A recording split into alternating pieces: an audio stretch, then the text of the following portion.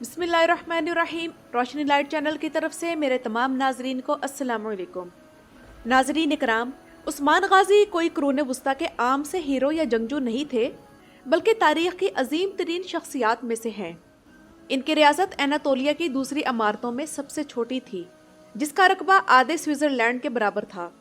लेकिन 1.5 सदी बाद ही ये रियासत अपने वक्त की दुनिया की सबसे बड़ी सल्तनत बन गई। बिलाशुबा इस अजीम जद्दोजहद में उस्मान गाजी अकेले न थे, बल्कि इनके वो जानिसार जंगजू और कमांडर भी इनके साथ शामिल थे, जो कि उन जंगों और फतूहात में इनके हम कदम रहे। और उस्मान बे के इन्हीं जंगजुओं में एक आक्चा कोजा एल्प भी थे।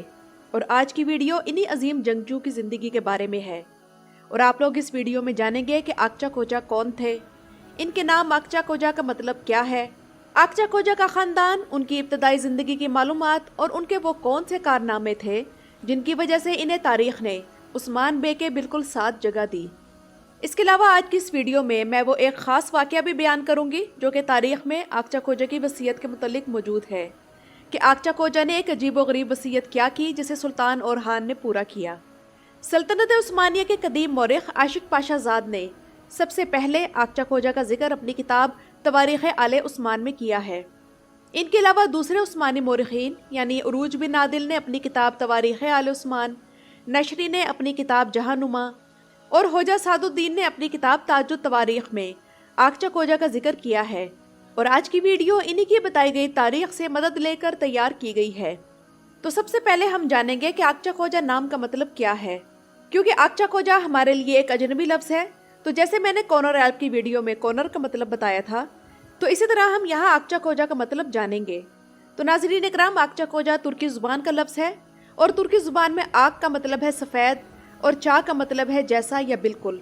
तो आक्चा कोजा का मतलब हुआ सफ़ेद जैसा या बिल्कुल सफ़ेद, जबकि कोजा का मतलब तुर्की ज़ुबान में है साहिब इल्म। आक्चा कोजा की इब्तदाई ज़िंदगी की जो मालूमात मौजूद हैं उनके मुताबिक आक्चा कोजा 1234 में पैदा हुए। तो इस हिसाब से वो उस्मान गाजी से काफ़ी बड़े थे, जिनकी पैदाइश 1258 में हुई थी। आक्चा कोजा के पोते काजी फजलुल्लाह के मुताबिक आक्चा कोजा के वालिद का नाम अब्दुल मलिक बिन अब्दुल फताह था। आक्चा कोजा का ख़ानदान गालिबन किसी तुर्कमान कबीले से ताल्लुक़ रखता था, जो कि सल्जूकी दौर में इस खित्ते में आकर आबाद हो गया था। और अगर इनके ख़ानदान के मुतल्लिक बात करें तो तारीख़ में आक्चा कोजा के एक बेटे हाजी इलियास का जिक्र मिलता है। इसके अलावा इनका एक पोता भी था जिसका नाम फजलुल्लाह था। इन दोनों ने उस्मानी सियासत में अहम किरदार अदा किया और इनमें से इनका पोता फजलुल्लाह पहले काजी बने और फिर उन्हें उस्मानी दरबार में वजारत का मनसब अता हुआ। लेकिन आक्चा कोजा कौन थे? तो इस हवाले से उस्मानी मौरिखीन का ख्याल है कि आक्चा कोजा एक कबायली सरदार थे और इनका एर्तुगरुल गाजी से करीबी ताल्लुक था। एर्तुगरुल गाजी के बाद आक्चा कोजा उस्मान के करीबी साथी बने और उस्मान के वफात के बाद सुल्तान ओरहान के लिए भी खिदमत अंजाम दी। यानी कि आक्चा कोजा ने उस्मानियों की 3 नस्लों तक खिदमत की और उस्मान खान अपने जिन 3 या 4 कमांडरों पर मुकम्मल भरोसा करते थे, इनमें आक्चा कोजा भी शामिल थे। अब हम बात करेंगे आक्चा कोजा के कारनामों के बारे में। तो नाज़रीन इकराम, उस्मान गाजी ने स्कारिया और इज़नी के इलाके को फतह करने के लिए आक्चा कोजा को अपने जिन दूसरे जंगजुओं के साथ नामजद किया, उनमें अब्दुर्रहमान गाजी, कॉनर एल्प और गाजी मिहाल भी थे।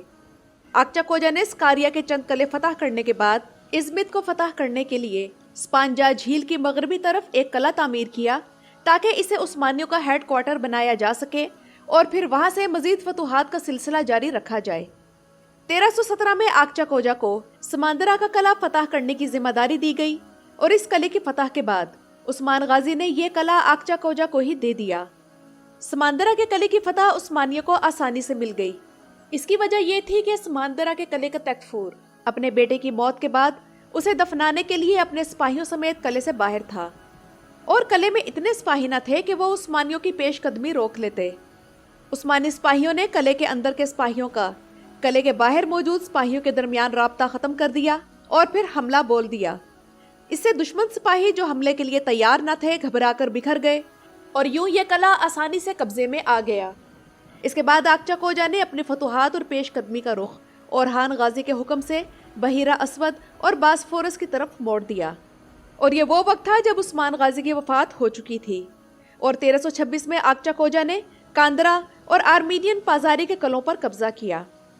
اس کے بعد آکچا کوجا نے آئدوس قلعہ، کونر ریلم اور عبدالرحمن غازی کے ساتھ مل کر فتح کیا۔ ناظرین اکرام، آکچا کوجا نے کاندرا، سماندرا اور آئدوس قلعوں کی فتح کا مشن اس قدر دلیری اور مہارت سے مکمل کیا کہ اورحان غازی نے خوش ہو کر ازمت کی فتح کا مشن بھی آکچا کوجا کو سونپ دیا۔ لیکن یہاں ناظرین اکرام آپ لوگ یہ بات بھی یاد رکھیں کہ تب ان کی عمر 94 سال تھی، اور یہ عظیم ترک کمانڈر جس کی تمام زندگی یونانی تکفور کے ساتھ جنگیں لڑنے میں گزری، 1328 میں وفات پا گیا، اور اس وقت آکچا کوجا ازمت اور اسکودار کے درمیانی علاقوں پر حملے کر رہے تھے۔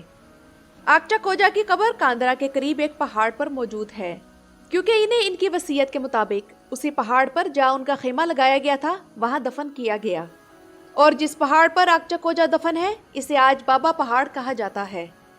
آکچا کوجا کی وفات کے بعد وہ علاقے جہاں کے وہ سرحدی گورنر تھے، تو چونکہ وہ حساس نوعیت کے علاقے تھے تو ان کی اہمیت کو دیکھتے ہوئے شہزادہ مراد، جو کہ بعد میں عثمانی سلطنت کے سلطان بنے، ان کے حوالے کر دیے گئے۔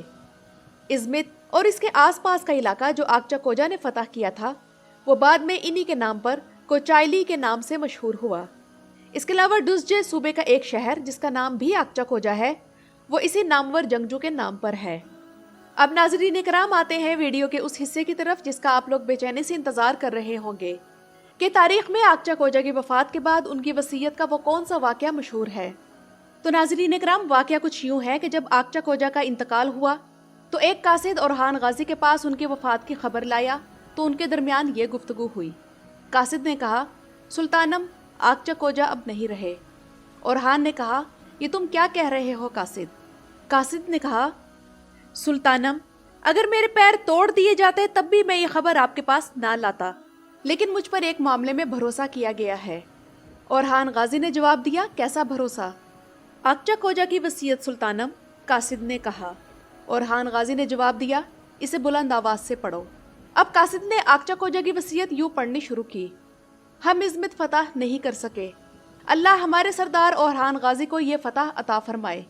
اگر وہ یہ قلعہ فتح کر لیتے ہیں تو میرا تمام حق سلطان کو معاف ہے۔ اور قاصد کے مطابق آکچا کوجا نے یہ کہا اور کلمہ شہادت پڑھ کر جان دے دی۔ سلطان اورحان نے یہ سن کر سر جھکا لیا، اور پھر اورحان غازی نے اس مہم کی تیاری شروع کر دی، اور انہوں نے ازمت کا 1331 میں محاصرہ کر لیا۔ لیکن اس شہر کے محاصرے کے دوران بازنطینی سلطنت کا شہنشاہ بھی مدد کو آن پہنچا، اور سلطان اورحان نے اس کے ساتھ ایک معاہدہ کر لیا اور اس کے بعد محاصرہ اٹھا لیا۔ لیکن ناظرین اکرام، 6 سال بعد اورحان غازی نے ازمت کو فتح کر لیا، اور یوں انہوں نے آکچا کوجا کی وصیت کو پورا کر دکھایا۔ اللہ تعالیٰ آکچا کوجا کی قبر پر اپنی کروڑوں رحمتیں نازل فرمائے، آمین۔ اور ناظرین اکرام، یوں آکچا کوجا ترگت ایلب کے علاوہ وہ دوسرے جنگجو ہیں جنہوں نے عثمانیوں کی 3 نسلوں تک خدمت کی اور ان کی سربراہی میں لڑے، یعنی کہ پہلے ارطغرل غازی، پھر عثمان غازی اور پھر اورحان غازی، اور ان دونوں جنگجوؤں کا انتقال جہادی مہمات کے دوران ہوا۔ تو ناظرین اکرام، یہ تو تھی آکچا کوجا آلب کی مکمل تاریخ۔ آپ لوگوں کو میری یہ ویڈیو کیسی لگی مجھے کمنٹ سیکشن میں ضرور بتائیے گا۔ میرا چینل وزٹ کرنے کا شکریہ۔